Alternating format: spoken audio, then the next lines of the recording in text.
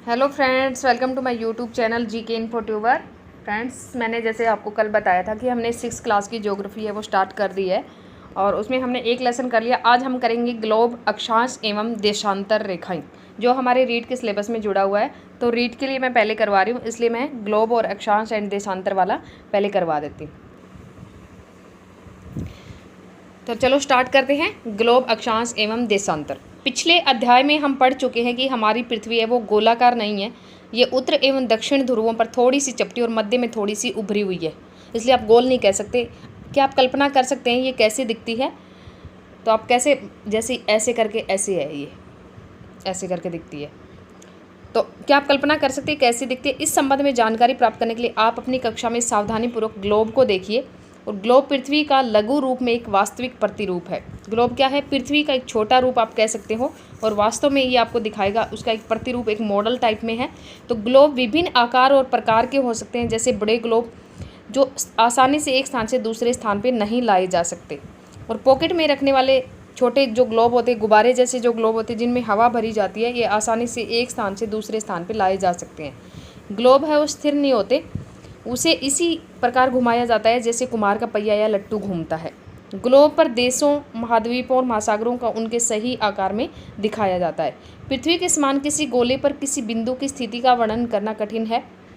पृथ्वी के समान किसी गोले पर किसी बिंदु की जो स्थिति है उसका वर्णन करना बहुत कठिन है। अब प्रश्न यह उठता है कि इस पर किसी स्थान की स्थिति कैसे बताई जा सकती है। इसलिए हमें कुछ बिंदुओं और रेखाओं के संदर्भ की आवश्यकता होगी, जिससे हम ग्लोब के बारे में जानकारी ले सकेंगे। आप देखेंगे कि एक सुई है वो ग्लोब में झुकी हुई अवस्था में स्थित होती है, जिसे अक्ष कहा जाता है। ये देखो, ये एरो लगा हुआ है, यहाँ पे अक्ष कहा जाता है जिसे। और इसको आप क्या बोलेंगे? इसकी एक सुई आप कह सकते हैं, और ये झुकी हुई होती है। और ग्लोब पर वे दो बिंदु जिनसे होकर ये सुई गुजरती है, उत्तर और दक्षिण ध्रुव है।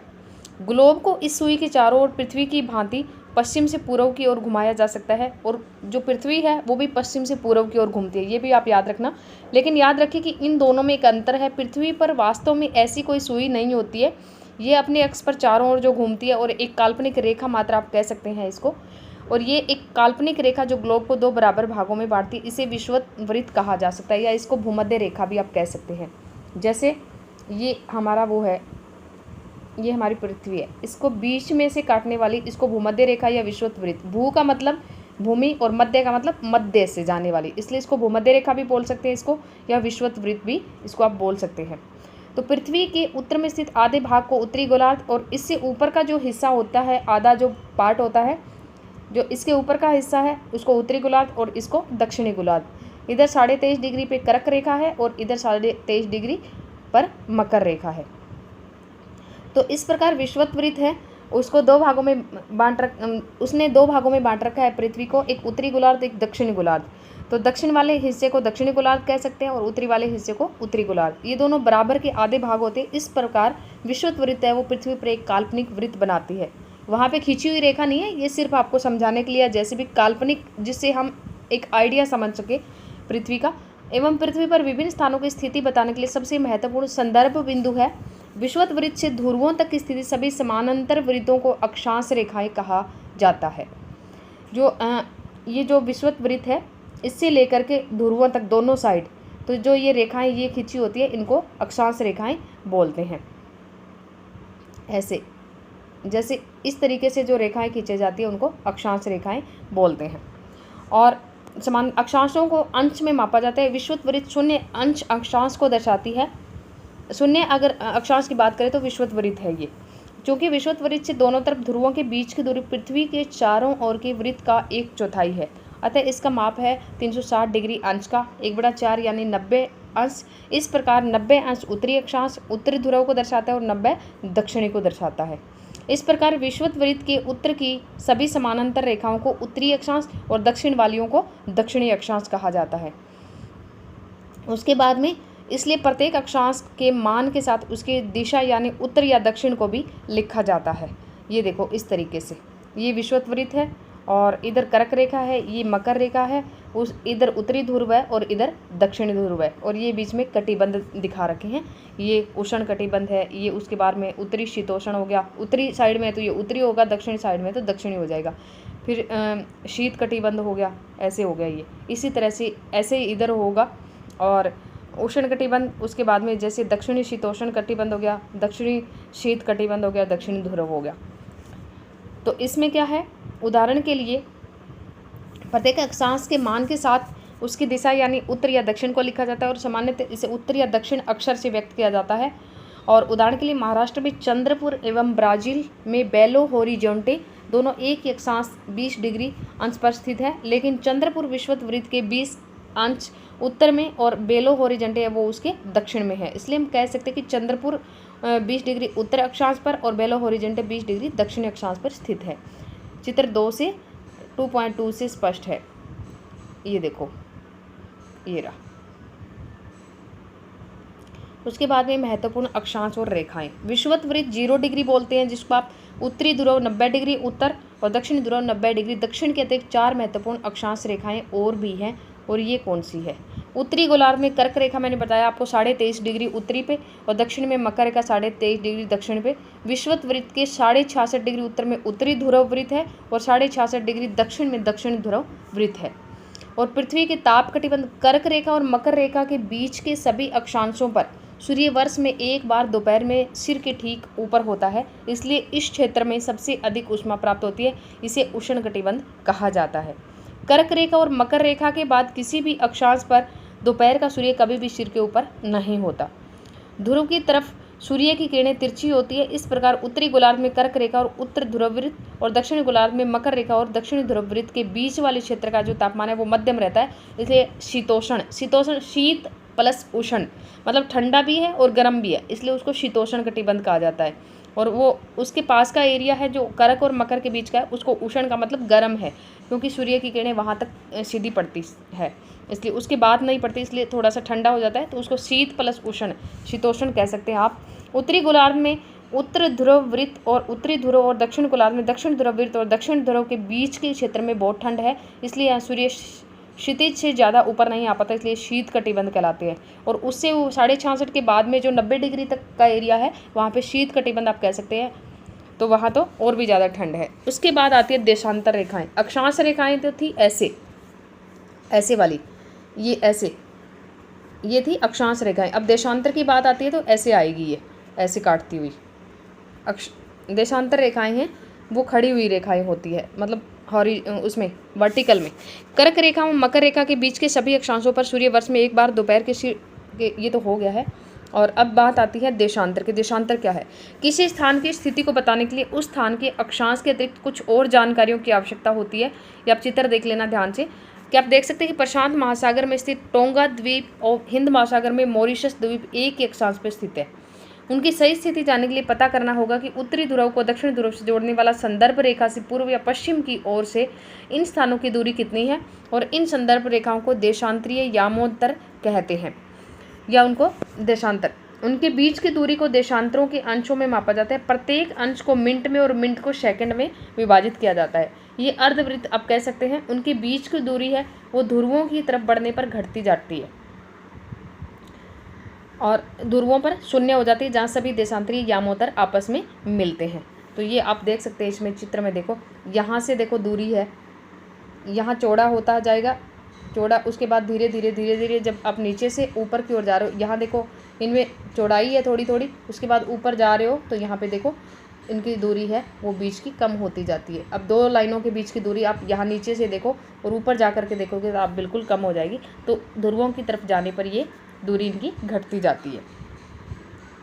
अक्षांश रेखाओं की भिन्न सभी देशांतरी यामोत्तरों की लंबाई समान होती है, इसलिए इन्हें सिर्फ मुख्य संख्याओं में व्यक्त करना कठिन था। तब सभी देशों ने निश्चय किया कि ग्रीनिच, जहां ब्रिटिश राज की वेधशाला स्थित है, से गुजरने वाली यामोत्तर से पूर्व और पश्चिम की ओर गिनती शुरू की जाए। इस यामोत्तर को प्रमुख यामोत्तर कहते हैं। किसको? ग्रीनविच को। इसका मान 0 डिग्री देशांतर है। इसका मान कितना है, ये इंपॉर्टेंट है पैराग्राफ। इसका मान क्या है? मुख्य यामोत्तर है ये, और इसका 0 डिग्री मान है। और यहाँ से हम 180 डिग्री पूर्व या 180 डिग्री पश्चिम तक गणना करते हैं। प्रमुख यामोत्तर तथा 180 डिग्री यामोत्तर मिलकर पृथ्वी को 2 समान भागों पूर्वी गोलार्ध और पश्चिम गोलार्ध में विभाजित करते हैं।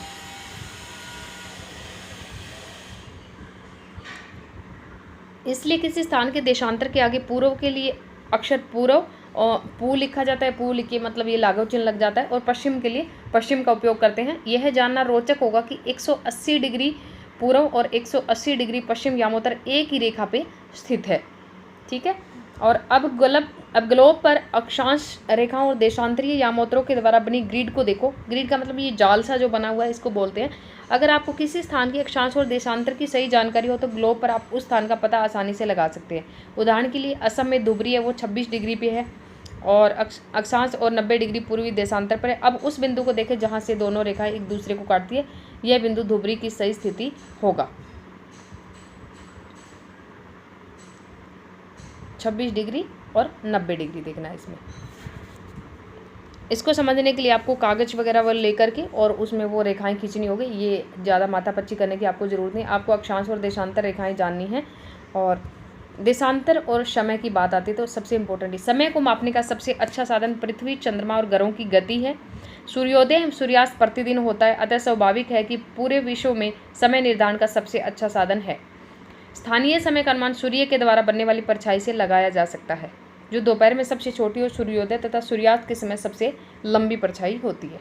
ग्रीनविच पर स्थित प्रमुख यामोत्तर पर सूर्य जिस समय 0 डिग्री वाला 0 डिग्री देशांतर की बात हो रही है, जिस समय आकाश के सबसे ऊंचे बिंदु पर होगा उस समय यामोत्तर पर स्थित सभी स्थानों पर दोपहर होगी। क्योंकि पृथ्वी पश्चिम से पूर्व की ओर चक्कर लगाती है, मैंने पहले भी बताया आपको कि जब पृथ्वी चक्कर लगाती है तो वो पश्चिम से पूर्व की ओर घूमती है। अतः वे स्थान जो ग्रीनविच के पूर्व में है उनका समय ग्रीनविच समय से आगे होगा और जो पश्चिम में है उनका स्थान पीछे होगा। तो समय के अंतर की दर की गणना है वो निम्नलिखित विधि से की जा सकती है। पृथ्वी लगभग 24 घंटे में अपने अक्ष पर 360 डिग्री घूम जाती है और वह 1 घंटे में 15 डिग्री पे घूम जाती है और 4 मिनट में 1 डिग्री घूमती है। तो इस प्रकार समय क्या होगा, 60 मिनट बन जाएगा ये। और ग्रीनविच के समय से 1 घंटा आगे और दोपहर का 1 बजा होगा, लेकिन ग्रीनविच से 15 डिग्री पश्चिम का समय जो ग्रीनविच समय है उसे 1 घंटा पीछे का होगा। तो वहाँ सुबह के 11 बजे होंगे और वो जहाँ 12 बजने थे वहाँ 1 बजा होगा। पूर्व में 1 बजा होगा तो वहाँ 11 बजे होंगे पश्चिम में। इस प्रकार ग्रीनविच पर दोपहर के 12 होंगे और ग्रीनविच से पूर्व की साइड है तो वहाँ 1 बजा होगा, अगर पश्चिम की साइड है तो 1 घंटा पीछे होगा तो 11 बजे होंगे। तो उसमें 180 डिग्री पर मध्य रात्रि होगी। किसी भी स्थान पर जब सूर्य आकाश में अपने उच्चतम बिंदु पर होता है तो दोपहर में उसमें घड़ी के दिन के 12 बजते हैं। इस प्रकार घड़ी के द्वारा दिखाया गया इसमें उस स्थान का स्थानीय समय होता है। आप देख सकते हैं कि दिए गए देशांतरीय यामोत्तर पर सभी स्थानों का स्थानीय जो समय है वो समान है। हम मानक समय क्यों मानते हैं? अलग अलग यामोत्तर और स्थित स्थानों के स्थानीय समय में अंतर होता है। उदाहरण के लिए बहुत से देशांतरों से गुजरने वाली जो रेलगाड़ियां हैं उनके लिए समय सारणी तैयार करना कठिन होगा। भारत में गुजरात के द्वारका और असम के डिब्रूगढ़ के स्थानीय समय में लगभग 1 घंटा 45 मिनट का अंतर है। देखो असम कहाँ है, इस एरिया में पड़ता है और गुजरात यहाँ है, तो इन दोनों के बीच में इतना टाइम का अंतर होता है। इसलिए ये आवश्यक है कि देश के मध्य भाग से होकर गुजरने वाली किसी यामोत्तर के स्थानीय समय को देश का मानक समय माना जाए। इस यामोत्तर रेखा के स्थानीय समय को पूरे देश का मानक समय माना जाता है। भारत में 82.5 डिग्री पूर्व को या 82 डिग्री 30 इसको मान सकते हैं। 30 मतलब 60 का आधा है ये। अब 82 डिग्री 50 मत मान लेना इसको, 82.5 समझ के। तो ये 30 जो 60 मिनट होती है उसका आधा 30 डिग्री होगा। यहाँ पे 82 डिग्री 30 मिनट को मानक यामोत्तर माना गया है। इस यामोत्तर को स्थानीय समय को पूरे देश का मानक समय माना जाता है। इसे भारतीय मानक समय के नाम से जाना जाता है। किसको माना जाता है? 82 डिग्री 30 मिनट को मानक यामोत्तर माना जाता है और ये ही पूरे मानक समय के लिए जाना जाता है पूरे भारत में।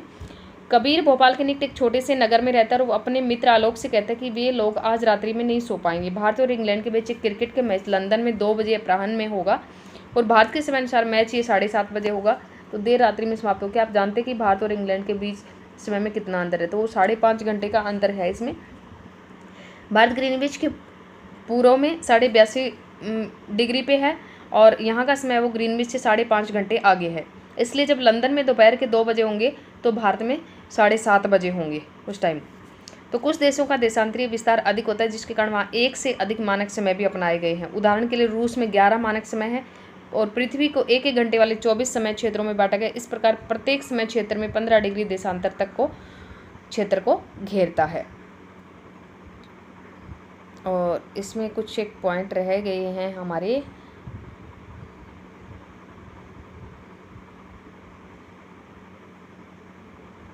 क्या आप जानते हैं अपने स्थान से ध्रुव तारे का कोण मापकर आप अपने स्थान का अक्षांश जान सकते हैं। बस ये छोटा सा लेसन था, ये आपका कंप्लीट हो गया है। उसके बाद क्वेश्चन आंसर है वो तो आप इसके अंदर से ही कर लेंगे। अक्षांश और देशांतर रेखाएं क्या है और पृथ्वी का सही आकार क्या है, वो चपटी है। और ग्लोब क्या है, कर्क रेखा का अक्षांशीय मान कितना है, पृथ्वी के 3 ताप कटिबंध कौन से हैं, जैसे एक उष्ण हो गया, एक शीतोष्ण हो गया, एक शीत हो गया। अक्षांश और देशांतर कौन सी है, जो पूर्व से पश्चिम को मिलाती है वो देशांतर है, जो उत्तर से दक्षिण को मिलाती है वो अक्षांश है। ऊष्मा की सबसे अधिक मात्रा उष्ण कटिबंध क्यों प्राप्त करते हैं हम, क्योंकि वहाँ सूर्य है वो तिरछा मतलब तीखा पड़ता है। और भारत में जब 5:30 बजते हैं तो लंदन में दोपहर के 12, क्योंकि वहाँ वो 5:30 घंटा उनका टाइम है वो पीछे है इसलिए। प्रमुख यामोत्तर क्या है, तो 90 डिग्री वाला है। शीत कटिबंध किसके नज़दीक पाया जाता है, तो शीत कटिबंध कहाँ पाया जाता है, ध्रुवों के नज़दीक। देशांतरों की कुल संख्या कितनी है, 360, 180 इधर 180 इधर। दक्षिण ध्रुव वृत्त स्थित है दक्षिणी गोलार्ध में। ग्रिड किसका जाल है, अक्षांश और देशांतरीय यामोत्तरों का। और मकर रेखा है वो 23.5 डिग्री पर है। भारत का मानक यामोत्तर कितना है, 82.5 डिग्री। 0 डिग्री यामोत्तर को किसके नाम से जाना जाता है, वो आपने देखा ही था। देशांतरों के बीच की दूरी है वो ध्रुवों की तरफ है वो घटती जाती है। उत्तर ध्रुव वृत्त है वो उत्तरी गोलार्ध में है। बस यही था, तो आप ये कर लेना। कुछ भी नहीं समझ में आए तो लेसन वीडियो को 2 बार देख लेना, बहुत अच्छे से समझ आ जाएगा आपको। और ये रीड के सिलेबस में जुड़ा हुआ है इसलिए आपको अच्छे से करना है इसको। तो आज के लिए इतना ही, कल करेंगे पृथ्वी की गतियाँ। Bye bye.